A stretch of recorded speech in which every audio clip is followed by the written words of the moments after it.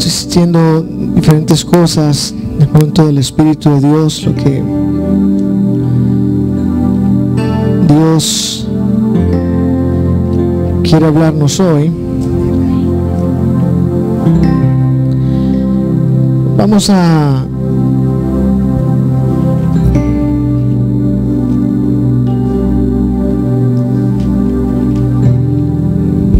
la escritura. Vamos a ir a Tito capítulo 3.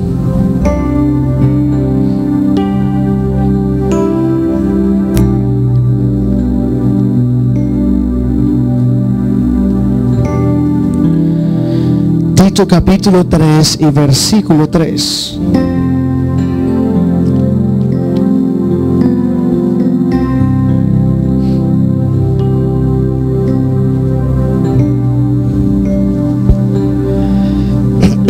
Hoy quiero hablar sobre este tema, el lavamiento y la regeneración. El lavamiento y la regeneración. Leamos Tito 3:3, dice, Titus, ok, versículo,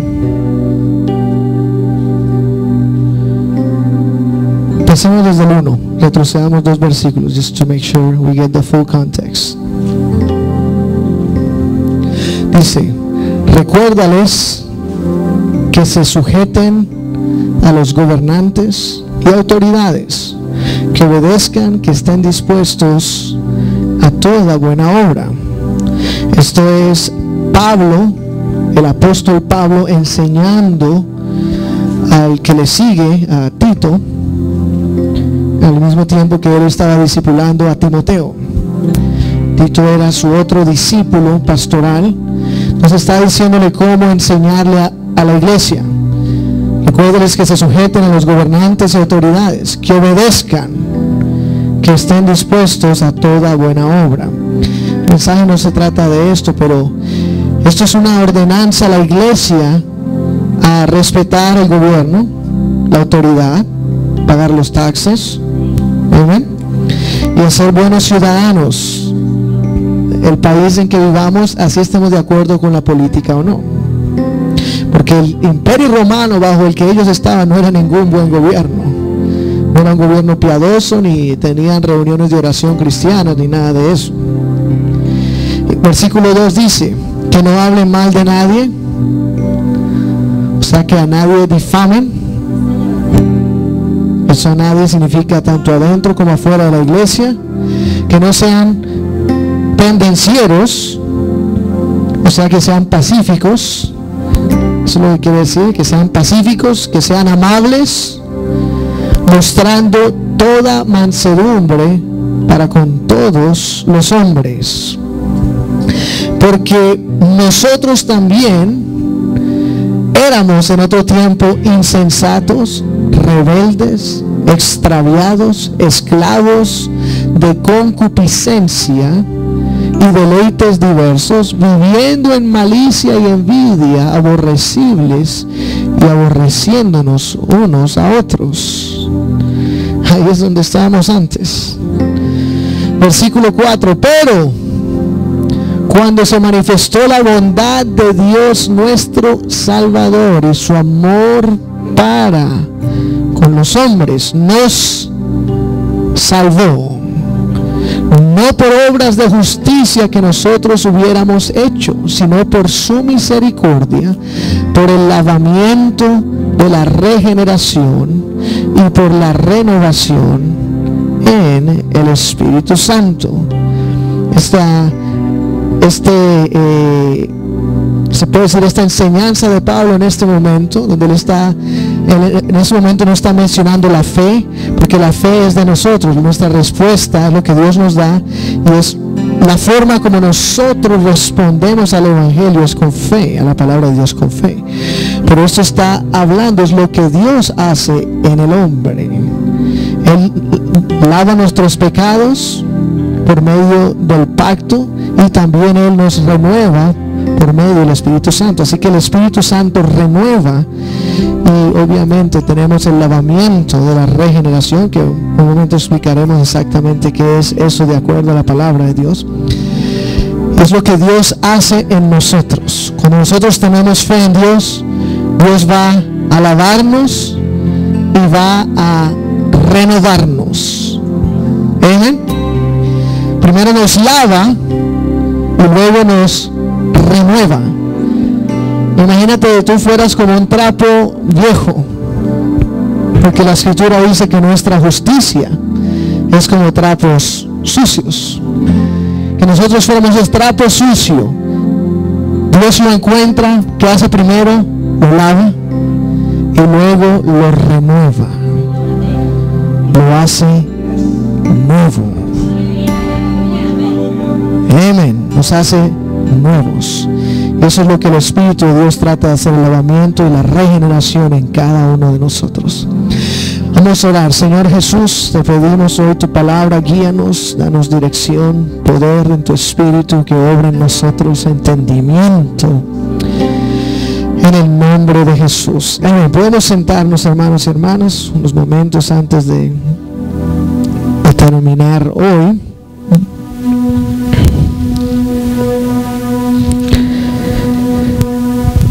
Es importante notar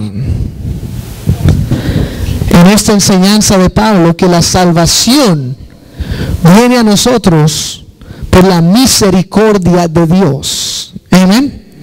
La misericordia de Dios. Yo una vez escuché una muy buena definición de lo que es la misericordia y la gracia. Son dos cosas diferentes que la Biblia habla constantemente: la misericordia y la gracia. La misericordia es no recibir lo que merecemos. Esa es misericordia. Te mereces la muerte, pero no la vas a recibir. Te mereces el mal, pero Dios no te lo va a dar. Cuando Él extiende misericordia, significa que Él no va a darte lo que te mereces y lo que yo me merezco. ¿Amén? Esa es la misericordia, que no recibimos lo que merecemos de verdad. Y la gracia es que recibimos lo que no merecemos. Amén. Esa es la diferencia entre la misericordia y la gracia. La misericordia es que no recibimos lo que merecemos, y la gracia es que recibimos lo que no merecemos. O sea que Dios no nos da el mal que merecemos, sino el bien que no merecemos. Eso es lo que Dios hace con nosotros al tener misericordia y gracia en nosotros. Entonces, por la misericordia de Dios ha venido la salvación. Amén. Porque Él no nos pagó de acuerdo a nuestras rebeliones, sino que Él pagó por nuestras rebeliones en la cruz del Calvario. Amén. Y cuando la Biblia dice que no es por ninguna obra de nuestra justicia, quiere decir que ninguno de nosotros pudimos decir: Cristo fue a la cruz porque yo me lo merecía. Cristo fue a la cruz porque Él estaba pendiente de mi justicia. Y Él dijo: esos hombres son justos y necesitan que alguien venga. No, la Biblia dice que cuando aún éramos pecadores, Cristo murió por nosotros. Amén. No nos merecemos, no es por obra de nosotros que Cristo fue a la cruz, no es por obra de nosotros que el Cordero vino a esta tierra para morir por nuestros pecados, no es que hemos llamado la atención por nuestra gran justicia, no, es simplemente por la misericordia de Dios. Su misericordia, que Él ha venido a este mundo, a esta tierra, vino en carne, ¿para qué? Para morir por nuestros pecados. Y eso es la misericordia de Dios. Y la gracia de Dios es que Él extendió esa salvación a todos nosotros, gratuitamente. Amén. Es gratuito. El don de Dios es gratis para toda la humanidad. Aleluya. Entonces, cuando su amor vino, Él nos salvó. ¿Cómo nos salvó? Por esa misericordia, al darnos a nosotros una salida de escape. No teníamos ninguna forma de escapar, pero Él vino y nos dio esa salida de escape. Ahora leamos el versículo 5 otra vez. Nos salvó, no por obras de justicia que nosotros hubiéramos hecho, sino por su misericordia.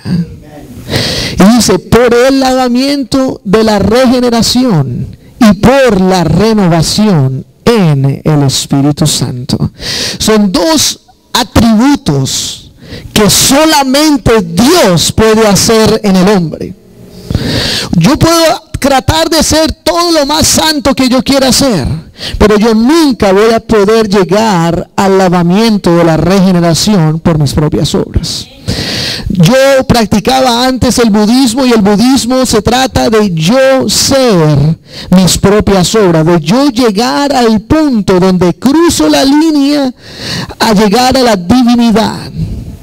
Y donde yo por mi propio esfuerzo, mi propia disciplina, mi propia inteligencia, he llegado a un punto donde he cruzado al otro lado. Me construí una escalera por medio de mis acciones hasta llegar a la divinidad.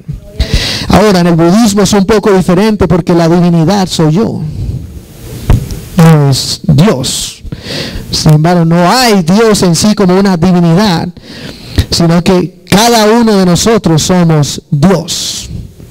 Es más, de eso se trata tanto también todas las religiones del New Age, de la nueva era, New Age religions, como las religiones que están fundamentadas del este, del hinduismo y del budismo.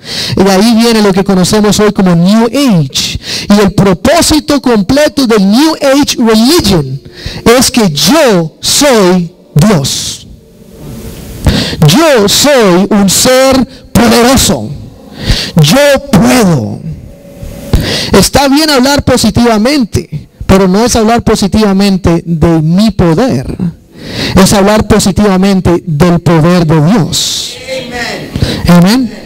No es hablar de la fuerza interna mía, no, la fuerza interna que Dios ha depositado en mí. Amén. Más grande es aquel que está en mí que aquel que está en el mundo. Y es interesante ver cómo mucha gente hoy en día se ha apartado de cosas tan bíblicas como esto, y han seguido esta noción del New Age mezclado con la iglesia, con el cristianismo. Y hoy en día en iglesias tenemos lo que es conocido como Christian Yoga, y ya es practicado en muchas iglesias. Christian Yoga. Yoga viene de una palabra hindú que significa to yoke, de amarrarse, de atarse a algo. Y tú no quieres saber a lo que te estás atando. To yoke yourself. Entonces la gente cree de que estas posiciones, y déjeme aclarar desde el principio, si usted quiere hacer algo saludable, haga pilates. Es completamente diferente. Es simplemente stretches. Pero yoga es espiritual. Yoga es una religión. Por eso hay yogis, y no es el oso yogi. Hay yogis allá afuera, gurús les llaman. Y una de las cosas que el yoga tiene su espíritu, y se llama el espíritu Kundalini. Y ese es el espíritu que los llena. Y eso fue lo que los Beatles fueron a buscar en el mundo hindú cuando ellos estaban en su apogeo grande. Y fueron a buscar a un gurú, y los fueron a que los entrenaran en estos caminos profundos. Y tú sabes por qué tenemos hoy yoga en los Estados Unidos, porque los Beatles lo trajeron aquí a este país. Y lo vendieron como una muy buena religión, una muy buena cosa. Y hoy en día hay escuelas que ya quieren que los niños practiquen esto. Y si usted quiere alguna vez saber qué es esto de verdad, simplemente estudie el testimonio de personas que eran esto y que Jesús los ha sacado de ese lugar. Ellos le dejarán saber la realidad detrás de eso. Ellos mismos dicen, hasta estas personas que han salido de eso, ellos dicen, si usted quiere hacer algo saludable, haga ejercicios, haga deportes, haga pilates, eso son cosas diferentes. Pero cuando entra al mundo del yoga, esto ya es una religión en sí, y es espiritual, tiene su espíritu. Cada posición es un saludo a una deidad hindú. Entonces es algo completamente diferente, y es otro nivel, y eso es lo que hay. Esto es lo que la gente no sabe. La gente que está de verdad devota a esta religión, a estos ejercicios, ellos, y esto es algo muy común, ellos empiezan a experimentar dolores en el estómago, y náuseas, y empiezan a experimentar dolores corporales por todo lado y no saben por qué. Y ahí es donde la gente, eso es lo que sucede cuando uno entra muy profundo en estas religiones paganas. Yo entré muy profundo en el budismo y experimenté cosas muy extrañas, porque por fuera todo se ve tranquilito, pero cuando la gente empieza a entrar profundo, se encuentran con la realidad que hay detrás de estas cosas.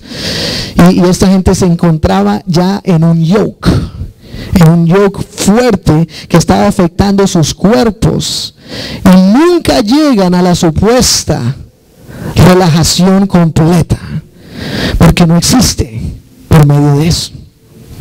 No existe.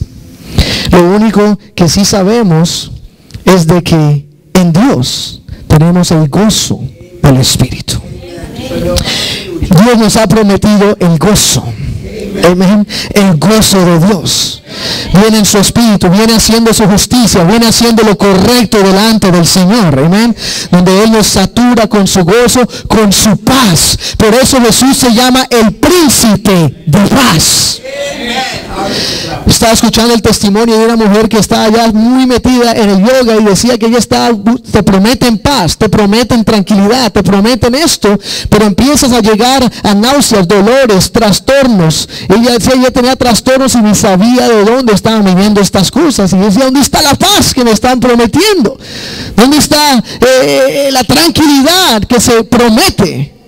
Hasta que una vez la encontró y fue afuera del yoga, cuando entró en Jesús el Salvador, y se dio cuenta qué es la paz de verdad, porque solamente el príncipe de paz puede dar la paz y la tranquilidad a nuestras vidas. Y algo interesante que tenemos que también pensar es de que cuando nosotros empezamos a ver el mundo, todas las religiones que hay, las religiones más importantes en el mundo, el Islam, el hinduismo, budismo, Hare Krishna, catolicismo, cristianismo, y puede que haya alguna otra, y estamos hablando de las religiones más importantes en la tierra hoy. Mucha gente piensa que ser ateo es no creer en ninguna de esas. Ser ateo significa no creer en Jesús, porque creer en cualquier otra deidad es ateísmo, porque no existe, porque no está, no es verdad. Por lo cual la única forma de creer en Dios es por medio de Jesús. No hay ninguna otra forma de que tú puedas decir yo creo en Dios, porque solamente hay un Dios, solamente hay un Padre, solamente hay un Señor Jesús. Amén. Y solamente por medio de Jesús tenemos acceso a todo lo que es Dios, el creador de los cielos y de la tierra, y fuera de Él no hay Dios. Por lo tanto, cualquier creencia fuera de Él es considerada ateísmo. Oh, aleluya. Porque estamos entrando en algo que no es verdad y que no existe, es una fábula, no es una realidad.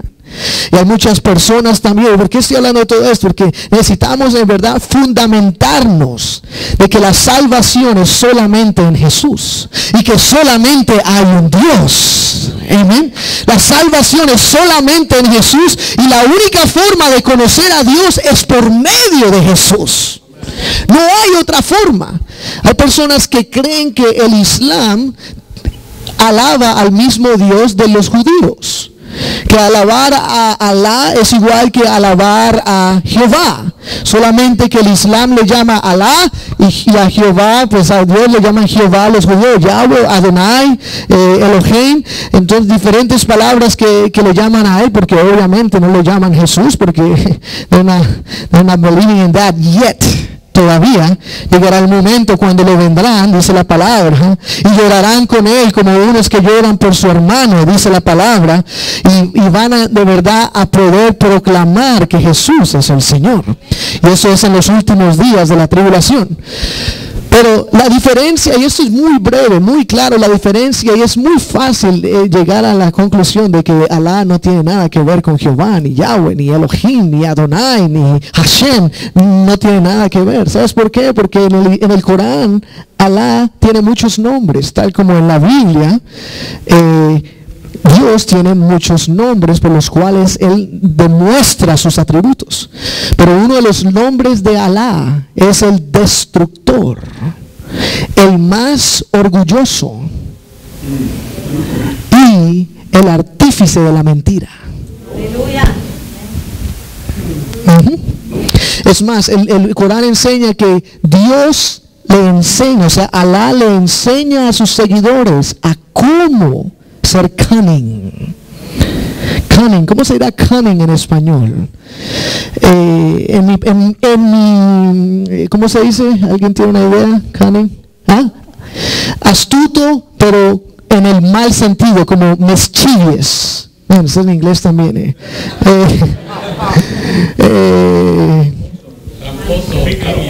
Pícaro, tramposo, esas son buenas definiciones. Que el Corán, que Alá tu Dios te va a enseñar a cómo ser pícaro para poder hacerte de las tuyas en la tierra, para que puedas prosperar, porque prosperas por medio de ser pícaro, prosperas por medio de ser tramposo. Y el Corán enseña que ellos pueden hacerle trampa y mentirle a cualquier persona que no sea el del Islam, y que es el mandato de su Dios Alá. Entonces empezamos a ver el destructor, el más orgulloso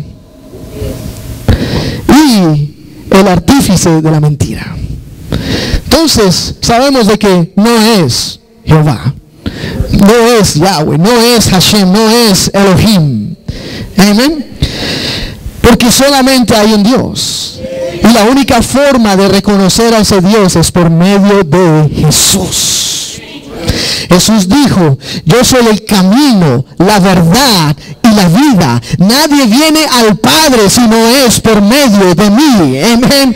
No hay nadie que pueda reconocer a Dios como creador por fuera de Jesús, a un lado de Jesús. Y ahí es donde entramos a otra calamidad, en otra de las religiones mundiales.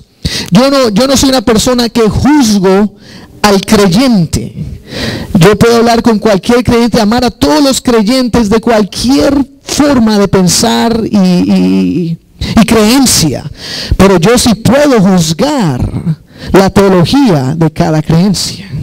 Yo puedo juzgar la enseñanza de cada creencia. Y hay una diferencia muy eminente entre el cristianismo y el catolicismo. Hay una diferencia muy eminente. No estamos juzgando la fe del creyente, sino la enseñanza del libro. Amén. La enseñanza del libro. ¿Y cuál es esa diferencia? De que en el catolicismo hay una intercesora que se llama María. Y es la intercesora entre Dios y los hombres. Es la que vela por nosotros. Alguien aquí antes era católico, católica fiel, pero estamos hablando, la hermana bajó la mano. No, yo me volaba de la misa. Sí. Ok, católico aguado, pues. ¿Alguien? Ok, muchos. Que yo era uno de esos. ¿Qué quiero decir? Está bien, podemos reírnos un poco. We're not offending anybody, okay? We're just lighthearted. ¿Qué quiere decir? Hay una oración que habla de que ella vela por nosotros. Creo que es esa. Sí, vela por nosotros pecadores, ahora y por siempre, para siempre, por los siglos de los siglos. Amén. ¿Han escuchado eso o no? Esto es un credo, esto no es simplemente una oración, es un fundamento. Que ella vela por nosotros pecadores. Ahora, ¿dónde hay una escritura en la Biblia que dice que ella vela por nosotros? La escritura dice en Hebreos, porque hay un solo Dios y un mediador entre Dios y los hombres, Jesucristo hombre. Amén. Jesucristo hombre. Entonces, yo tengo un problema con eso, con esa parte de esta teología, porque yo no puedo agarrar a la madre de Jesús en la carne y ponerla como mi intercesora, porque ya tengo uno, se llama Jesús. Yo voy por medio de Jesús al Padre. Yo voy por medio de Jesús a la gloria. Jesús es mi única salvación. Jesús es mi única liberación. Amén. Pablo no puede hacer nada por mí. Pedro no puede hacer nada por mí. Amén. Solamente Jesús y su Espíritu pueden hacer algo por mí. Amén. Tenemos que comprender la importancia de eso. De que la única forma de creer en Dios es por medio de Jesús. Nadie viene al Padre si no es por medio de mí, dijo Jesús. Amén. Entonces tenemos que tener ese fundamento sólido en nuestras vidas y comprender por qué seguimos eso. No es que últimamente llegamos, todos amamos a Dios, tú vas a tu iglesia, yo voy a la mía, y no importa si aquí creemos que Jesús es solamente un hombre, un profeta, o si allá creemos que Jesús es Dios, o si allá creemos que María es la intercesora. Lo importante es que todos en esencia creemos en un Dios. No, eso es falso. Amén. Es falso porque los detalles de cada iglesia es diferentes. Esta iglesia aplica esto, esta iglesia sigue estas enseñanzas específicas, pero hablando de la salvación y la doctrina esencial de una iglesia debe estar solamente fundamentada en la salvación en Jesús y solamente por medio de Jesús. Amén. Y no hay ningún otro intercesor, no hay ninguna otra forma de ser salvo a menos que sea por el Señor Jesús. Amén. Y nuestra labor es llevar a las personas a la fe en Jesús. Esa es nuestra labor, que las personas lleguen a una fe en Jesús. Amén. A una fe en Jesús. Así sea que conozcan de la Biblia un poco, así sea que conozcan de la palabra un poco. Esa es nuestra labor. Entonces, dice que por su amor Él nos salvó. En el versículo donde estamos, el versículo 5. Por medio, digan por medio. Por medio.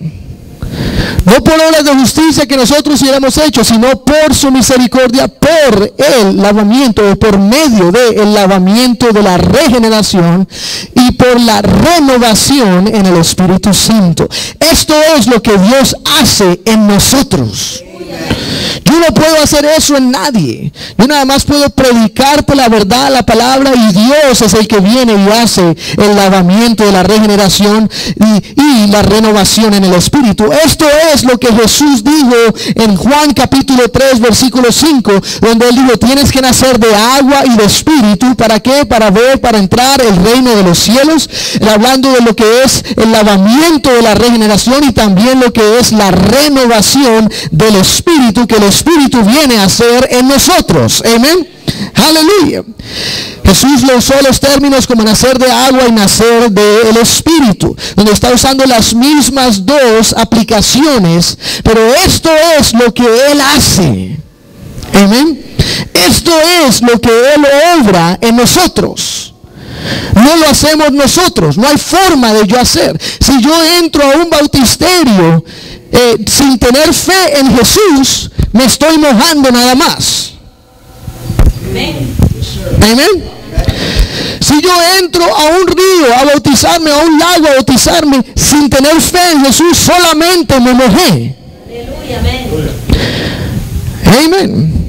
Entonces tenemos que comprender la importancia de lo que Pablo está hablándole a Tito, lo que Dios hace en nosotros. Él nos lava y Él nos renueva. Nosotros tenemos fe en Él y a cambio Él nos lava y a cambio Él nos renueva. Aleluya. Por eso en 1 Corintios 6:11 dice de esta manera. Quiero que vaya conmigo un momento. Estamos caminando por algunas escrituras. 1 Corintios 6:11 dice: y esto erais algunos, hablando de otra lista de cosas que éramos antes, y ahorita vamos a entrar en eso. Éramos antes, mas ya habéis sido lavados, digan lavados.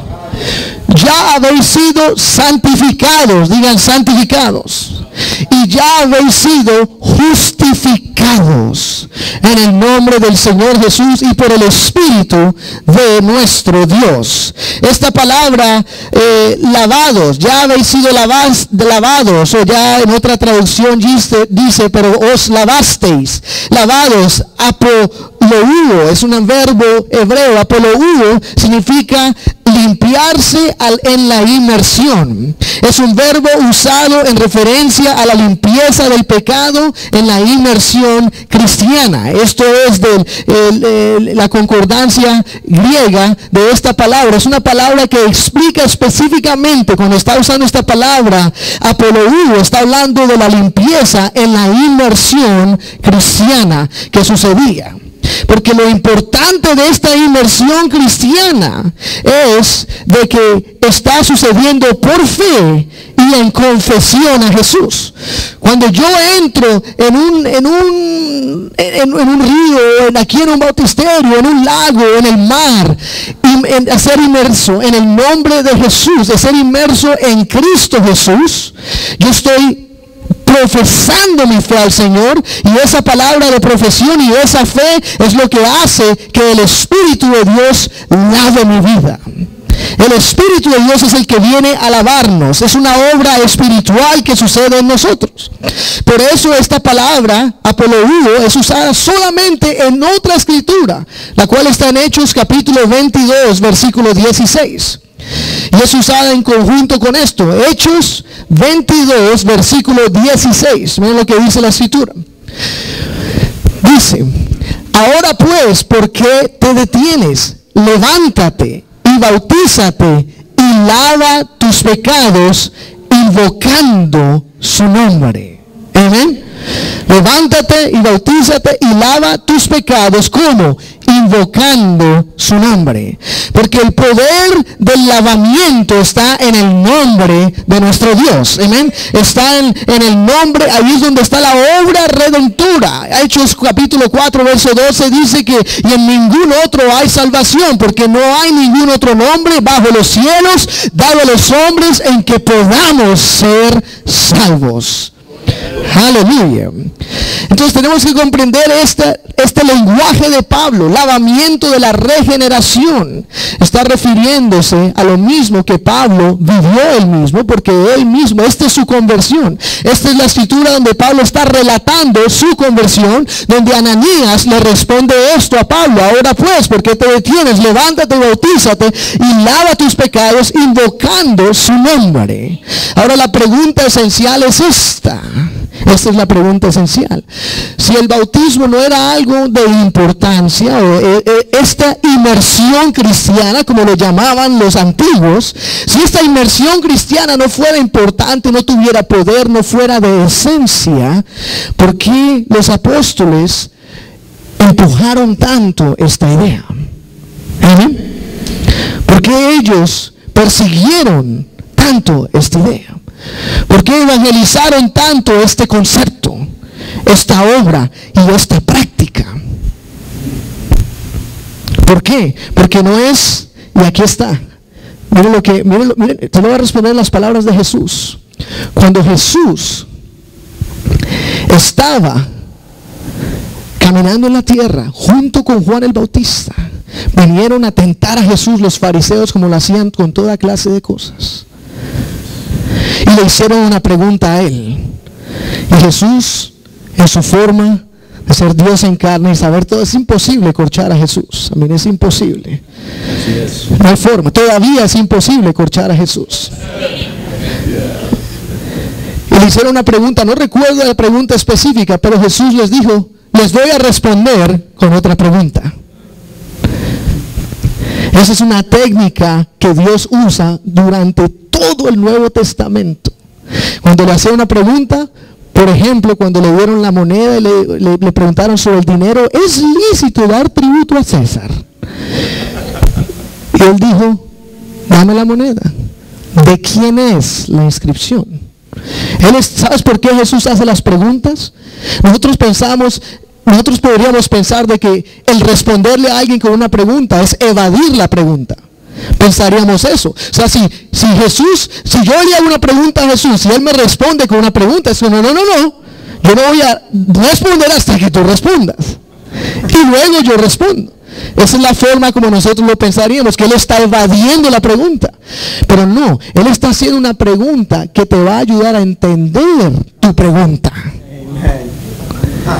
Él te hace a ti una pregunta para que tú entiendas tu propia pregunta. Porque el humano tiene preguntas, mas Dios no tiene preguntas. Él solamente tiene respuestas. Entonces le hace una pregunta y Jesús les dice, les voy a responder si me responden esta pregunta. El bautismo de Juan, ¿de quién es? ¿De Dios o de los hombres?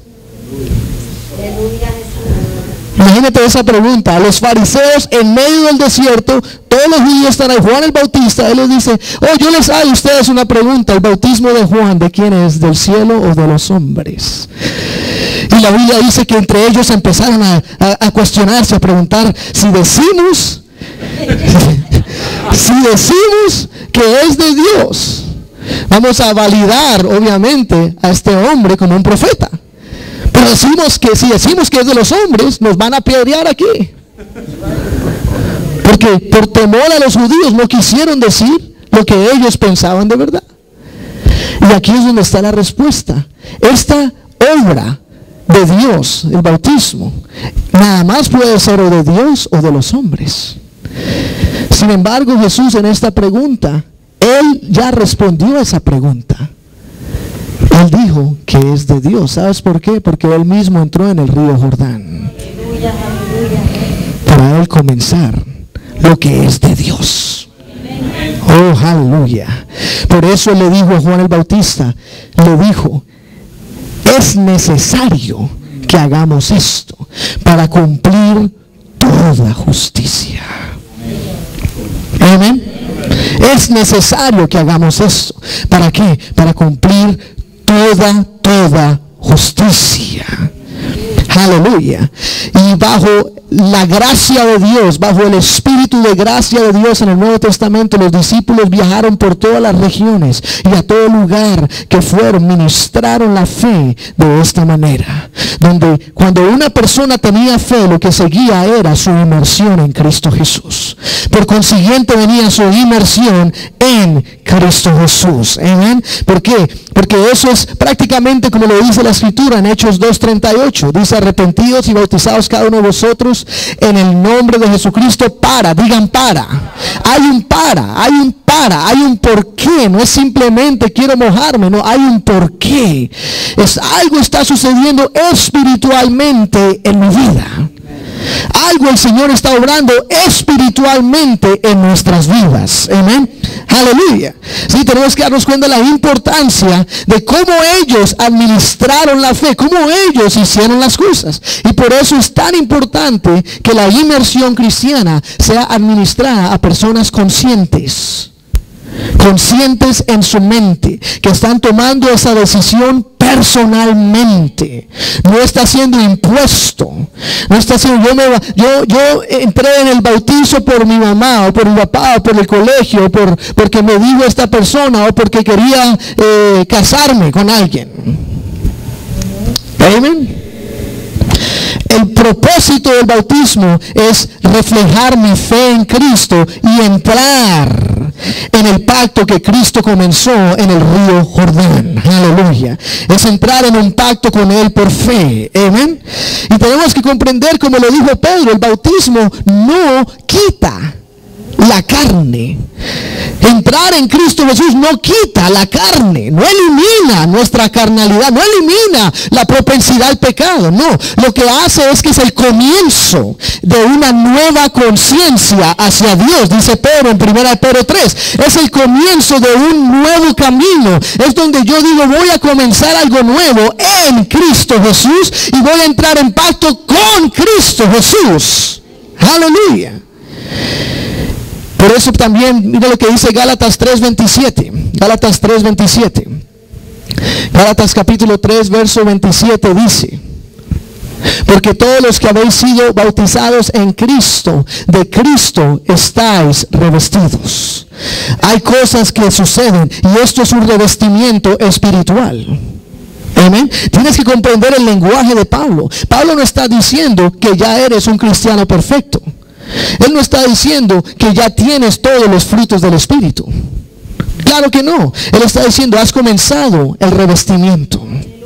Comenzó con la profesión de tu fe. Profesaste tu fe en este momento. Comienzas una profesión de la fe. Y de ahí obviamente comienza nuestro camino también, donde está el crecimiento cristiano. Entonces Pablo, tanto aquí, primero habló de esa iniciación o esa conversión. Y luego en el capítulo 5 habla del crecimiento cristiano.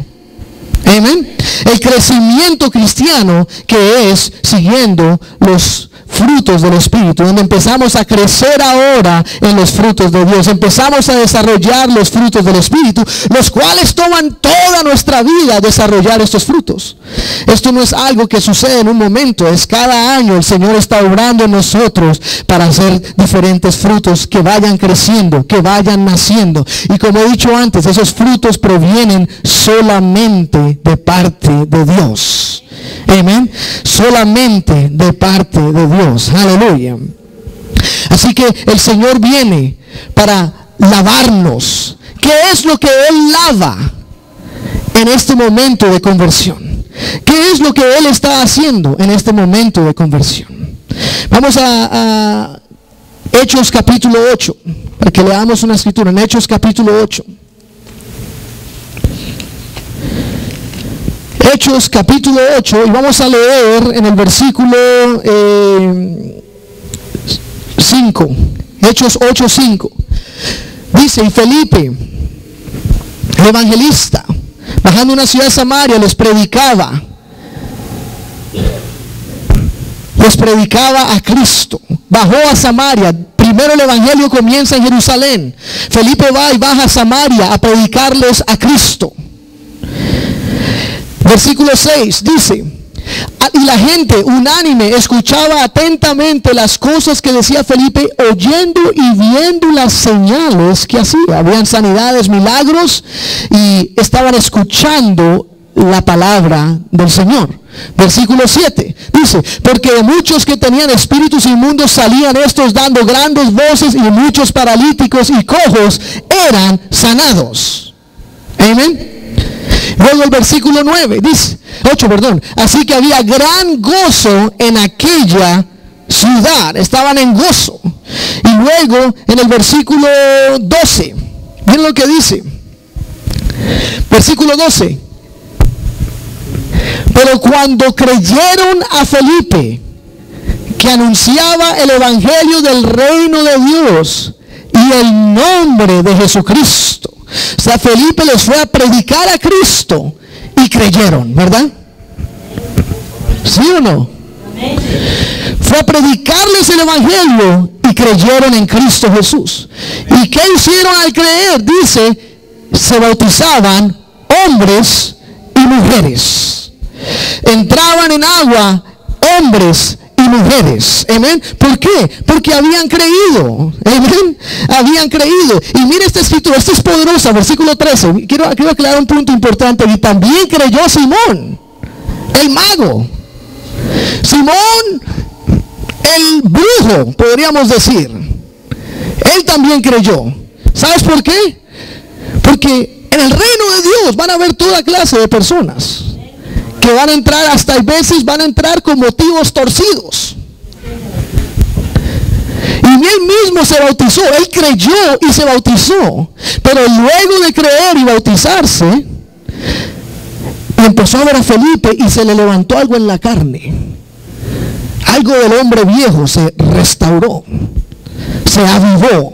¿Sabes por qué? Porque el hombre viejo se puede avivar. Primero creyó y se bautizó, ¿lo vieron?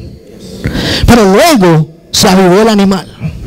Después de estar con Felipe, él era ese creyente nuevo que estaba fiel con Felipe al lado, viendo, wow, increíble. Y de repente, algo se le levantó en él. Dijo, uy, espera un momento. Este hombre Felipe es poderoso. Hace señales, milagros que se hacían. Estaba atónito. Wow, yo creía que yo era poderoso antes. Versículo 14. Dice, versículo 14. Cuando los apóstoles que estaban en Jerusalén oyeron, y esta historia viene para más adelante, vamos a continuar todo este trío. Cuando los apóstoles que estaban en Jerusalén oyeron que Samaria había ¿qué? Recibido. ¿Qué recibieron? La palabra de Dios. O sea, estos personas en Samaria creyeron, recibieron la palabra de Dios. Entonces quisieron, vamos a enviar a los apóstoles, vamos a enviar a Pedro y vamos a enviar a Juan. Había un propósito. ¿Por qué? Siguiente versículo. Los cuales, habiendo venido, oraron por ellos para que recibiesen el Espíritu Santo. Versículo 16. Porque aún no había descendido sobre ninguno de ellos, sino que solamente habían sido bautizados en el nombre de Jesús. Habían creído, se habían convertido a Cristo y habían sido bautizados en su nombre. Amén.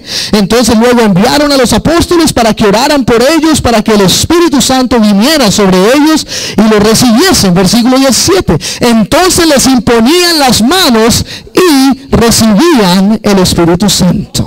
Ahora, vamos a ver qué sucede aquí. Tenemos a Simón, ¿se acuerdan? Simón el mago, o Simón el brujo, porque es prácticamente la misma palabra al griego. Y este Simón ya estaba llegando a su límite, donde decía, no, esto ya es mucho. Esto ya necesita un poco de yo quiero un poco de eso. Entonces el hombre viejo se le torció un poco. Versículo 18. Y dice, cuando vio Simón que por la imposición de las manos de los apóstoles se daba el Espíritu Santo, les ofreció dinero. Amén. ¿Por qué? Porque Pedro nos dijo en su epístola, cuando alguien es bautizado, así sea que tan importante como es, él dice, no quita el pecado. O sea, elimina la deuda. Eres salvo en el sentido de que la deuda pecaminosa carnal es clavada en la cruz, dice la Escritura en Colosenses capítulo 2. Hay una remisión que ocurre en el arrepentimiento y la conversión. Es una remisión, pero la carne está viva. La carne está pegando, la carne está dando. Por eso una persona puede volver al alcohol, una persona puede retroceder a la droga. En este caso Simón puede retroceder a sus caminos viejos. Amén. Que esos caminos viejos de querer ser un hombre grande en Samaria y querer él ser el brujo, el duro de la ciudad. Y entonces él, cuando vio que por la imposición de manos de los apóstoles se daba el Espíritu Santo, les ofreció dinero. Cuando él empieza a ver que ellos imponen manos y ve la misma señal que se vio en Hechos capítulo 2, que se vio en Hechos capítulo 10, en Hechos capítulo 19, empieza a ver esto suceder en todo lugar, porque es algo que él vio, es algo visible, y este es un hombre atraído a estas cosas porque era brujo. Él es atraído a las cosas sobrenaturales. Por eso usualmente la gente que viene del mundo de brujería, de la santería, son personas muy usadas en las cosas sobrenaturales de Dios. ¿Por qué? Porque ellos ya venían de experimentar las cosas sobrenaturales, solamente que lo hacían para el demonio. Pero ahora lo van a hacer para Dios. Amén. Ahora van a profetizar para Dios y no van a hacer brujería como lo hacían antes. Y son personas sensibles a esas cosas. Así cuando Simón empieza a ver la manifestación sobrenatural, ya él dice, su carne salió y dice, no, esto es lo que tú necesitabas hace tiempo. Y les ofreció dinero. Versículo 19. Dice, diciendo, dadme también a mí este poder, para que cualquiera a quien yo impusiera las manos reciba al Espíritu Santo. Digo, yo solamente quiero el poder. ¿Tú alguna vez has visto personas en la televisión que están así y es la línea y uno los ve en ellos, que ellos están, ¿me entiendes? Ellos son el duro. Ahora, hay otros que ya se pasan. Por ejemplo,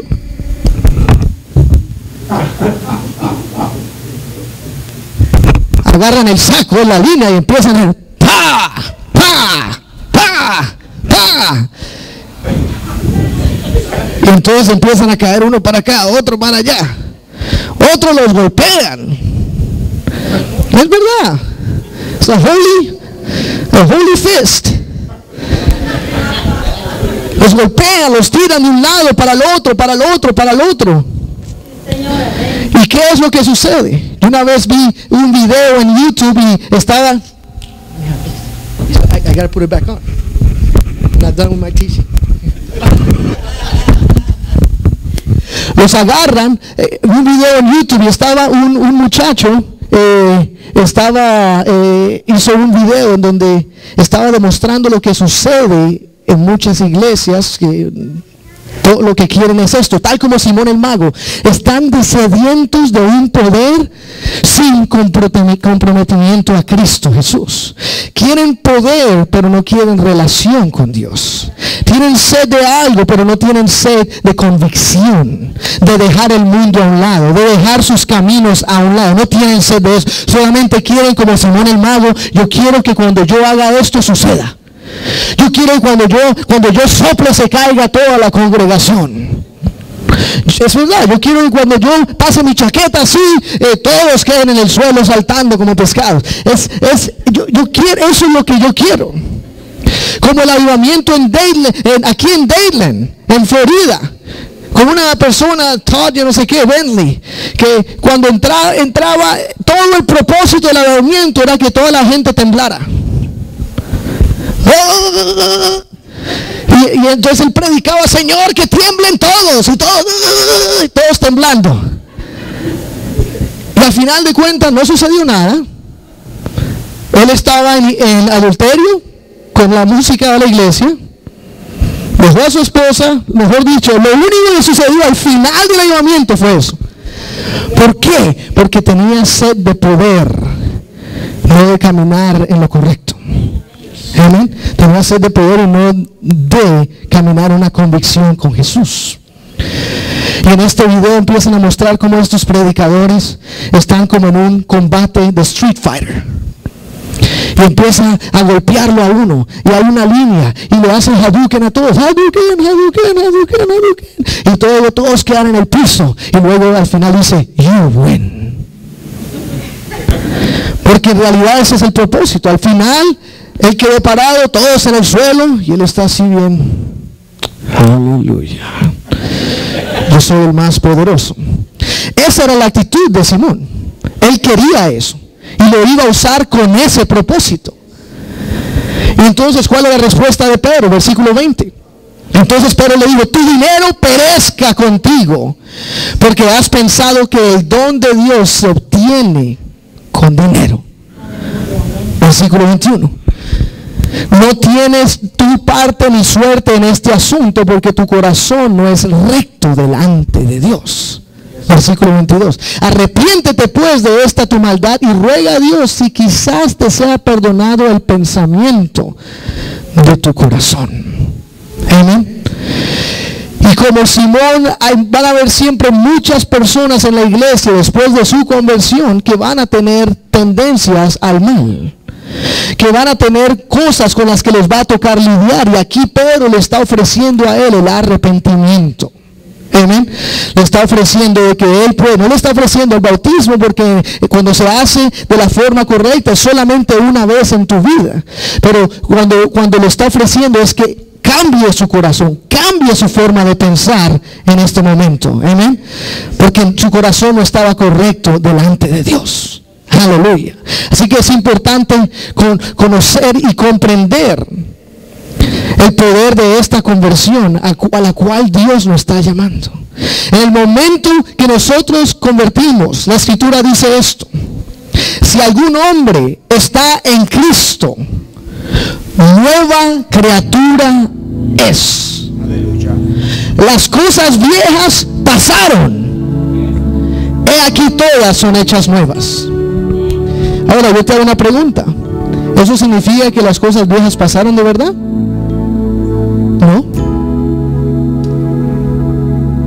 Ese es el propósito del Evangelio, que las cosas viejas pasen. Pero yo lidié con pornografía un año después de estar bautizado, convertido y lleno con el Espíritu Santo. ¿Por qué? Porque soy un hombre de carne. Entonces el momento que yo me convertí, hasta que Dios me selló manejando mi auto, Él simplemente vino a darme las fuerzas. Pero por un año entero era tun, tun, tun, tun. ¿Por qué? Porque yo venía de eso de toda mi vida. Eso era lo normal. La juventud en mi país, esa es la forma de crecer. Eso era lo normal. Es más, eras prácticamente homosexual si no estabas interesado en eso. Esa es la forma como uno crece en nuestras culturas hispanas. Y en la escuela se propagaba y es como que uno es raro si no estás ahí en la juega. Entonces yo entro al Señor, las cosas viejas pasaron, he aquí todas son hechas nuevas. Espiritualmente sí, proféticamente son todos nuevos. Tengo un nuevo comienzo. ¿Qué quiere decir eso? El pecado ya no me es contado a mí. Amén. La deuda pecaminosa ha sido clavada en la cruz de Calvario. Sin embargo, empieza la lucha. La lucha con el hombre carnal. Amén. La lucha con el corazón. El corazón es engañoso sobre todas las cosas, dice la Escritura. Empieza la lucha con los sentimientos. Empieza la lucha con los pensamientos, imágenes y memorias del pasado. ¿Cuántos aquí tienen memorias del pasado? Pre-Cristo. Estamos hablando de las memorias pre-Cristo.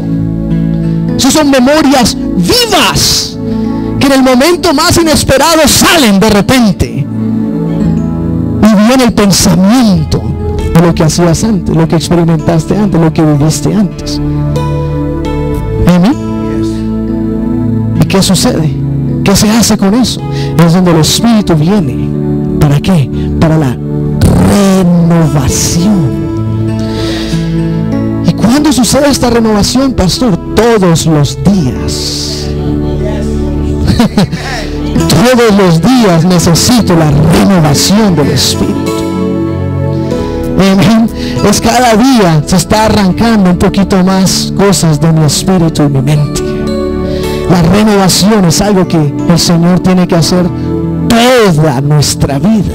Esta renovación es conocida también como la santificación. El Señor nos está renovando. A mí, gracias a Dios, todavía me está renovando. Y cuando el Señor rompió esa cadena en mi vida, se rompió para siempre. Ahora, no significa que no soy vulnerable a ese pasado. Claro que soy vulnerable. Y tengo que mantenerme bien firme en estas convicciones para nunca recaer a estas cosas del pasado. Pero somos renovados, somos regenerados en nuestra conversión. Somos regenerados, el lavamiento de la regeneración. ¿Sabes qué significa esa palabra en el griego? Donde dice lavamiento, lo utro, que viene la palabra lutra, que es un lavar o un baño. Lavamiento, lo utra. Y regeneración significa nuevo nacimiento. Hay traducciones que van a decir the washing of the new birth, el lavamiento del nuevo nacimiento. Y ese es el momento, un momento de conversión al Señor. Hay un lavamiento y hay una conversión al Señor Jesús. Pero luego también está dice la palabra, y la renovación. Amén. Vamos a la escritura, Tito 3, capítulo 5, capítulo 3, versículo 5, perdón. Dice, lavamiento de la regeneración y por la renovación en el Espíritu Santo, versículo 6, el cual derramó en nosotros abundantemente por Jesucristo nuestro Salvador, el cual fue derramado sobre cada uno de nosotros. Eso es lo que el Espíritu viene a hacer sobre nuestras vidas. Por eso Jesús dijo: y recibiréis poder cuando haya venido sobre vosotros el Espíritu Santo. ¿Por qué? El Señor quiere darte poder también. ¿Para qué? Para renovar tu mente, para renovarte diariamente. Cuando el Espíritu vino a mi vida, yo me acuerdo que toda esa semana yo me convertí al Señor, tuve fe en el Señor, entré en esas aguas con fe en Jesús. Pero esa semana yo me acuerdo que yo visité a mis amigos antiguos. No, en realidad no entré en nada pecaminoso, pero yo aún estaba fumando cigarrillo, y me acuerdo que estaba luego de recibir el Espíritu Santo, estaba en la casa de un amigo fumando cigarrillo, y de repente me quedé, ¿qué es esto? ¿Qué estoy haciendo acá? Yo agarré el cigarrillo y lo tiré al suelo y nunca jamás volví a esa casa. ¿Por qué? Porque hay una renovación que el Espíritu está haciendo. Es una renovación. Amén. Una renovación. Y ahí es donde está el problema. Hay veces la gente quiere, pero Señor, yo he orado y no responde, yo he orado y esto es un camino largo. Esto no es un camino de 2, 3 semanas, o de una semana, o un año. No, esto es un camino de toda tu vida.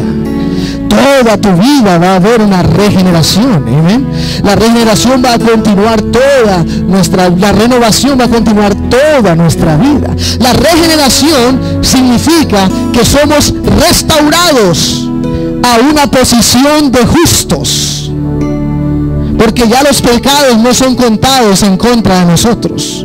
Pero la renovación simboliza la obra del Espíritu de Dios en nuestras vidas, para ayudarnos a dar fruto, para ayudarnos a caminar de acuerdo a la voluntad de Dios y hacer las cosas que complacen a nuestro Señor en el cielo. Aleluya. Vamos a ponernos de pie un momento.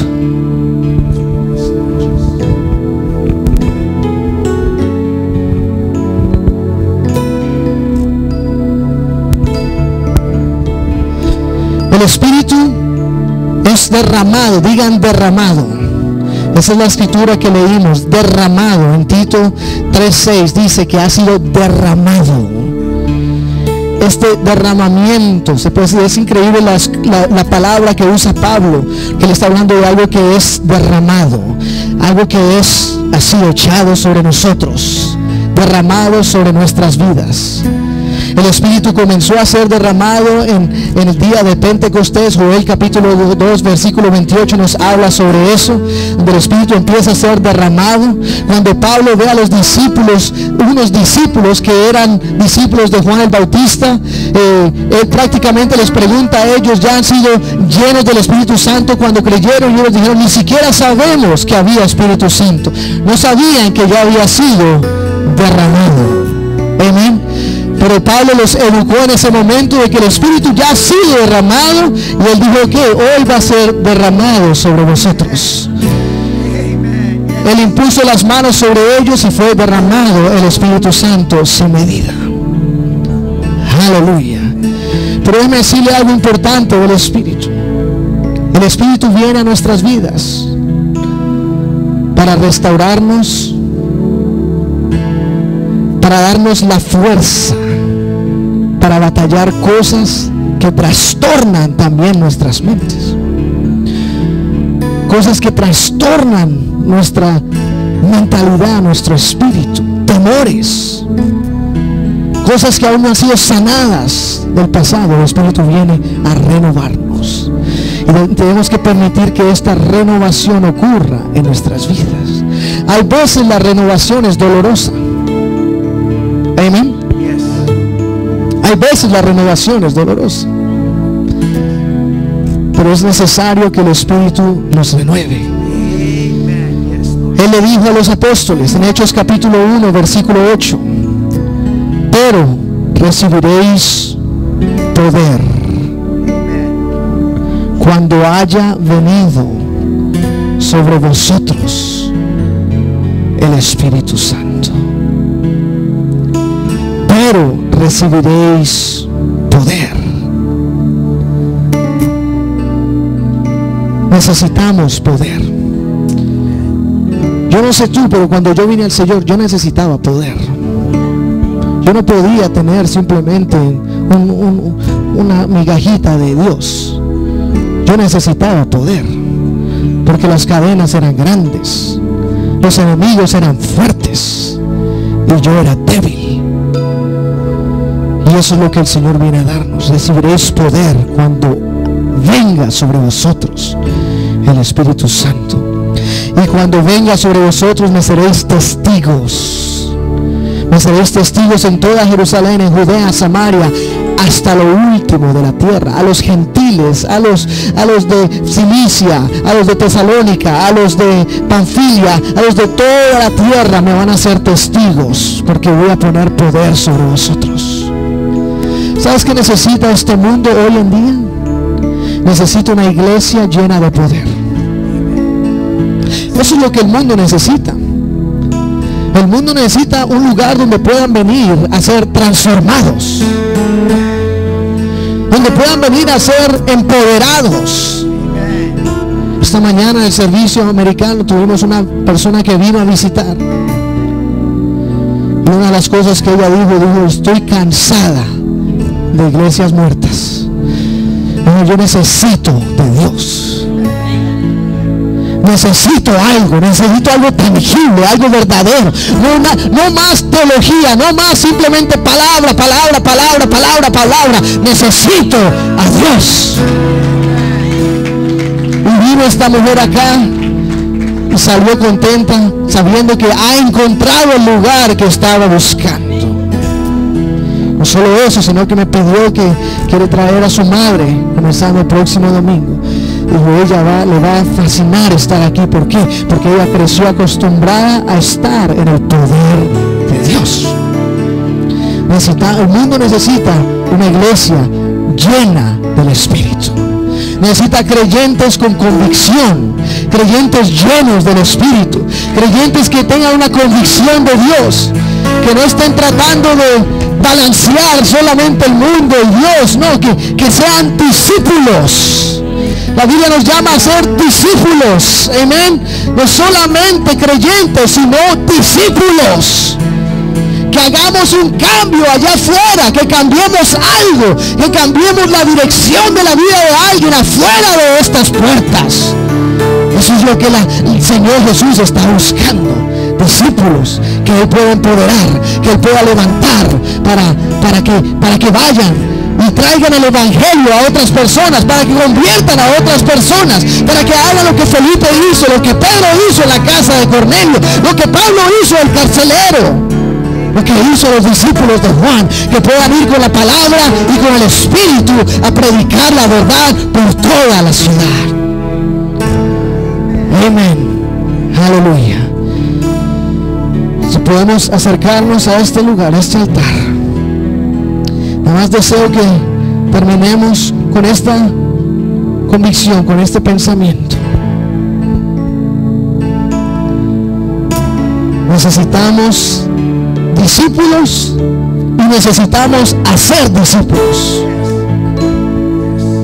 Amén. Necesitamos discípulos y necesitamos hacer discípulos.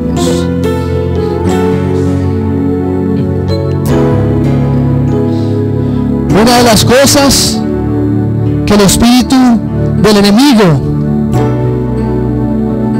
trata de hacer en estos días, ¿sabes qué es? Enredarnos, embolatarnos a muchos mentalmente, psicológicamente, amarrado en pensamientos, en cuestiones, en cadenas, es como persiguiendo un conejo en tu mente. ¿Por qué? Porque si el enemigo te puede tener ahí, vas a ser no efectivo.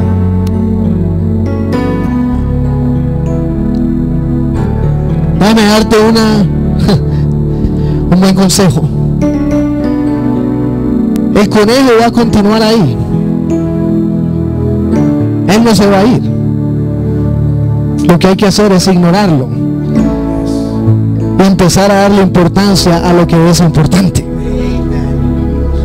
Que a veces pensamos, ok, Si yo puedo lograr resolver esto en mi mente, en mis emociones o en mi espíritu, entonces ahí voy a ser efectivo o efectiva.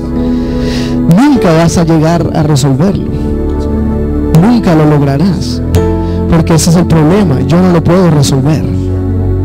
Jesús es el único que lo puede resolver. ¿Y cómo lo resuelve Él? Mientras voy haciendo su voluntad en la tierra. Mientras voy siguiendo su palabra. Así que cuando yo me pongo activo, el Espíritu empieza también a estar activo en mi vida, cambiando cosas, dándome fuerza, ayudándome a ser libre de tantas cosas y locuras que el enemigo trata de traer sobre nosotros. Aleluya. Tenemos que ser una iglesia con convicción, llena del Espíritu, y una iglesia que está activa. Amén, activa, para que el mundo sea alcanzado. Oh, aleluya. El Señor nos está guiando. Estamos en un tiempo transicional. Este próximo año va a ser un año de crecimiento. Vamos a poder, con la ayuda de Dios, romper esta pared y poder expandir. Necesitamos continuar firmemente en el Evangelio. Aleluya.